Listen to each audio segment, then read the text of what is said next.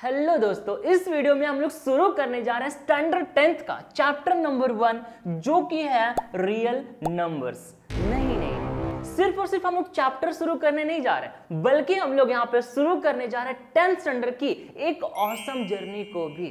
ठीक है, तो बिना टाइम वेस्ट किए चलिए शुरू करते हैं। ओके, तो सिंपल यहाँ पर रियल नंबर्स शुरू करने से पहले ये जान लेते हैं कि इस लेसन को सॉल्व करने के लिए हमारे पास किस किस चीज की इंफॉर्मेशन हमें होनी चाहिए। ठीक है, और ये जानने के लिए हम सिंपल थोड़ा सा फ्लैशबैक में जाते हैं 9th स्टैंडर्ड में। ठीक है, तो 9th स्टैंडर्ड के अंदर सबसे पहला ही चैप्टर आप लोग कौन सा पढ़े थे?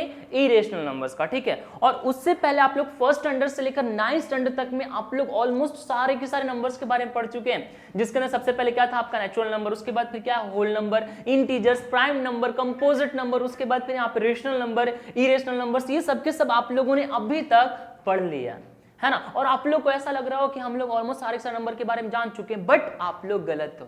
कैसे? तो सिंपल देखिए, अब मैं आपके यहाँ पे गलत फहमी दूर करता हूँ। सिंपल हमारे पास नंबर दो टाइप के होते हैं। सबसे पहले आपका रियल नंबर एंड दूसरा आपके पास है कॉम्प्लेक्स नंबर। तो अभी तक आप लोग जितनी भी टाइप के नंबर सीखे हो वो सबके सब किसके अंदर आता है? रियल नंबर के अंदर आता है। ठीक है, तो आप लोग यहाँ पे अच्छी तरीके से सब तभी सीख पाओगे नंबर्स के बारे में जब आप लोग यहाँ पे इस लेसन को सॉल्व करोगे तब। और यहाँ पे कॉम्प्लेक्स नंबर क्या है? तो कॉम्प्लेक्स नंबर के बारे में चिंता करने की कोई जरूरत नहीं, क्योंकि वो आप लोग सीखोगे आफ्टर 10th स्टैंडर्ड। ठीक है, तो अभी हम लोग इसको ड्रॉप करते हैं। ओके, अभी हम लोग यहाँ पे ये देख लेते हैं कि देखिए ये जितने भी नंबर्स हैं इन सभी नंबर्स के बारे में आपको इंफॉर्मेशन होनी चाहिए। और अगर आपको उसके अंदर कुछ भी दिक्कत है तो आप मेरा ये वीडियो जरूर चेक कीजिए, जिसके अंदर मैंने डिटेल में डेफिनेशन के साथ में मैंने यहाँ पे नंबर्स को कंप्लीट किए हैं। तो आप लोग ये वीडियो जरूर चेक कीजिएगा। मैं यहाँ पे इस वीडियो के अंदर शॉर्ट में आपको यहाँ पे समझा देता हूँ सारे नंबर्स के बारे में। ठीक है, तो देखिए सबसे पहले यहाँ पे हमारे पास है नेचुरल नंबर। तो नेचुरल नंबर सिंपल क्या होता है? जो नंबर यहाँ पे शुरू किससे हो? 1 से एंड कंटिन्यूसली इंफिनिटी तक जाए उसे हम लोग क्या बोलते हैं? Natural number. ठीक है, उसको हम लोग काउंटिंग नंबर्स भी बोलते हैं। क्लियर? दूसरा हमारे पास है होल नंबर। तो होल नंबर ऐसे नंबर्स होते हैं जिसका शुरुआत कहां से होता है? 0 से एंड कंटिन्यूसली पॉजिटिवली क्या होता है? वो चलते जाता है। ठीक है, उसे हम लोग होल नंबर बोलते हैं। इसके थ्रू हम लोग समझ लेते हैं। ओके, तो सिंपल यहाँ पे देखिए नेचुरल नंबर 1 से शुरू होकर कंटिन्यूसली यहाँ पे इन्फिनिटी हो जाएगा।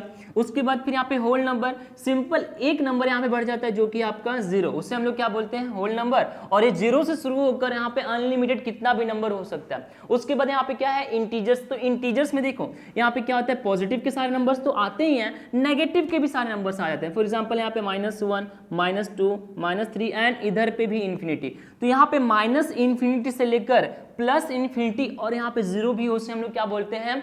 इंटीजर्स। उसके बाद यहाँ पे रैशनल नंबर। तो रैशनल नंबर सिंपल क्या होते हैं? ऐसे नंबर जिसको हम लोग P/Q के फॉर्म में लिख सकते हैं। ये P/Q ऐसा नहीं कि यहाँ पे कोई अल्फाबेट है, नहीं, यहाँ पे कोई ना कोई एक नंबर्स हो सकता है। फॉर एग्जाम्पल 4/7, ये क्या है? आपका एक रेशनल नंबर। शर्त सिर्फ इतना है कि यहाँ पे Q जो है ना वो कभी भी आपका 0 नहीं होना चाहिए। मतलब जैसे कि यहाँ पे 4 है एंड नीचे में अगर 0 हो गया ना तो ये कभी भी आपका रेशनल नंबर नहीं होगा। ठीक है, और ऐसे जितने भी आपको नंबर्स दिखेंगे, फॉर एग्जाम्पल ये जितने भी इस टाइप के नंबर दिखें जो आपका P/Q के फॉर्म में वो क्या होता है? आपका रेशनल नंबर। अब आते हैं हम लोग इरेशनल नंबर्स के ऊपर। तो इरेशनल नंबर जो होता है ना वो सिंपल क्या होता है? उसको हम लोग P/Q के फॉर्म में कभी लिख ही नहीं सकते।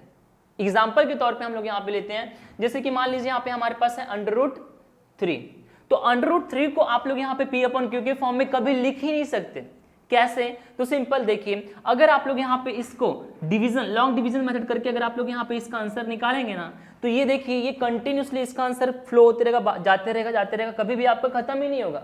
पॉइंट के बाद नंबर देखिए कभी भी आपका यहाँ पे खत्म नहीं हो रहा है, ये कंटिन्यूसली बढ़ते जा रहा है। तो ऐसे नंबर जो नॉन टर्मिनेटिंग, नॉन रिपीटिंग हो उसको हम लोग सिंपल क्या बोलते हैं? Irrational numbers. ठीक है, तो ये आपका शॉर्ट में समरी हो गया।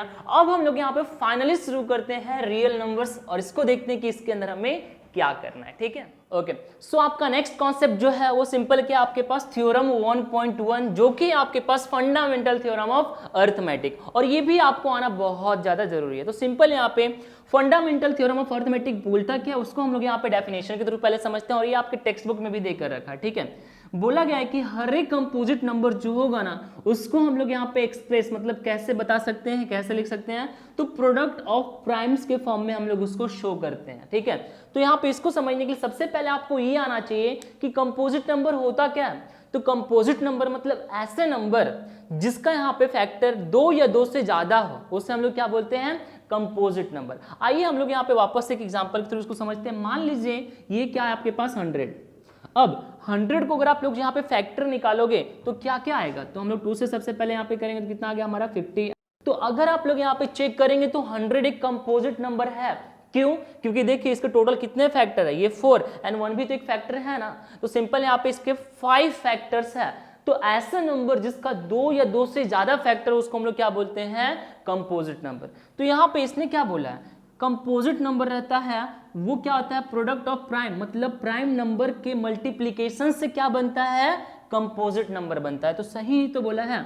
देखो ये 2 एक प्राइम नंबर, ये भी प्राइम नंबर, ये भी प्राइम नंबर है और ये भी प्राइम नंबर है, और इन सभी को अगर हम लोग मल्टीप्लाई करेंगे जैसे कि, तो सिंपल जैसे कि आप इन सभी को मल्टीप्लाई करेंगे तो 2 2 4 4 5 कितना हो गया आपका 20 20 5 100, तो 100 ही तो मिला है ना। तो सिंपल इसने यही बोला है कि कंपोजिट नंबर जो होता है वो प्रोडक्ट मतलब प्राइम नंबर्स के प्रोडक्ट से मिलकर बना रहता है, कौन, कंपोजिट नंबर, ठीक है। एंड लास्टली यहाँ पे सिंपल क्या बोल के रखा है कि यहाँ पे जो फैक्टराइजेशन होता है वो यूनिक हो सकता है, ऑर्डर वाइज वो यूनिक हो सकता है ना। यूनिक मतलब क्या होता है कि देखो आगे पीछे भले ही कितना भी कुछ रहे लेकिन उसका फाइनल आंसर कितना आएगा, सेम ही आएगा। फॉर एग्जाम्पल के तौर पे जैसे कि यहाँ पे क्या है आपके पास 2 × 2 × 5 × 5, अगर मैं चाहूँ तो इसको चेंज भी कर सकता हूँ ऑर्डर वाइज। फॉर एग्जाम्पल 100 है ये, तो देखिए यहाँ पे आपके पास ऑर्डर वाइज चेंज है, बट यहाँ पे इसको मल्टीप्लाई करो तो 5 है 25 25 टू 50 50 टू 100, तो यहाँ पे आफ्टर कंक्लूजन जो है वो क्या निकला, सेम 100 ही आया। तो ये है आपके पास यूनिक, ऑर्डर में अलग अलग हो सकते हैं बट फाइनल आंसर कितना आएगा, सेम ही आएगा। ये थ्योरम 1.1 था आपके पास, ठीक है। अब लास्टली यहाँ पे एलसीएम और एचसीएफ के बारे में सीख लेते हैं, उसके बाद डायरेक्टली हम लोग चालू करेंगे लेसन 1.1। तो सबसे पहले एचसीएफ और एलसीएम, तो आप लोग इसका डेफिनेशन लिख लीजिए, मैं इसको डायरेक्टली यहाँ पे एक्सप्लेन करता हूँ इस एग्जाम्पल के थ्रू, ठीक है, क्योंकि आपको इसी तरीके से क्वेश्चन को सॉल्व करना है 1.1 के अंदर, ओके। तो सिंपल देखिए यहाँ पे आपके पास एलसीएम या एचसीएफ फाइंड करना हो तो मैंने यहाँ पे मान लीजिए कि 2 नंबर्स लिए, ठीक है। तो इन दोनों नंबर्स के अंदर जैसे सबसे पहले क्या करना होगा, चाहे आपको एलसीएम निकालना हो चाहे आपको एचसीएफ निकालना हो, सबसे पहले क्या निकालना होगा आपको यहाँ पे इसका प्राइम फैक्टराइजेशन। तो मैंने 20 का भी प्राइम फैक्टराइजेशन निकाल दिया, तो कितना है 2 × 2 × 5, तो हम लोग यहाँ पे लिख लेते हैं 2 × 2 × 5। एंड 25 का भी हमें पीएफ निकालना है, तो सबसे पहले हमें निकाल लिए हैं 5 × 5, तो ये आ गया आपके पास 5 × 5। तो अब अगर आपको HCF फाइंड करना है तो सिंपल क्या करना होगा, इन दोनों नंबर के अंदर जो भी कॉमन है उनको आप एक बार लिख लोगे, है ना। देखिए यही कॉमन है और कोई कॉमन तो नहीं है ना, तो सिंपल जो जो कॉमन रहेगा वही क्या होगा आपके पास यहाँ पे उसका HCF। तो सिंपल यहाँ पे HCF कितना मिल चुका है 5। अब एलसीएम फाइंड करना है, तो एलसीएम फाइंड करने के लिए सिंपल क्या करोगे, जो जो कॉमन है उसको 1 टाइम लिखोगे। जैसे कि यहाँ पे कॉमन सिर्फ और सिर्फ एक है तो हम लोग यहाँ पे इसको 1 टाइम लिख देंगे 5। एंड अब बाकी के बचे हुए जो भी है ना उसको भी हमें यहाँ पे इससे के साथ मल्टीप्लाई करना होगा, ठीक है। तो देखिए बचा हुआ क्या आपके पास ऊपर में 2 × 2, तो यहाँ पे आ गया आपके पास 2 × 2 एंड नीचे क्या बचा आपके पास 5 बचा, तो यहाँ पे आ गया आपके पास 5, है ना। तो अब इन सभी का मल्टीप्लाई कर दीजिए, तो 5 2 कितना हो गया 10 10 2 कितना हो गया आपके पास 20 20 × 5 कितना हो गया आपके पास 100। तो ये हो गया आपके पास एलसीएम, मतलब यहाँ पे 20 एंड 25 का एचसीएफ कितना है 5 एंड एलसीएम कितना है 100 है, ठीक है। तो ये हो गया आपके पास सिंपल आंसर। इसी तरीके से आपको क्या करना है एलसीएम और एचसीएफ सॉल्व करना है, ठीक है। तो मिलते हैं हम लोग अब यहाँ पे 1.1 पे, तब तक के लिए bye, take care, thank you so much.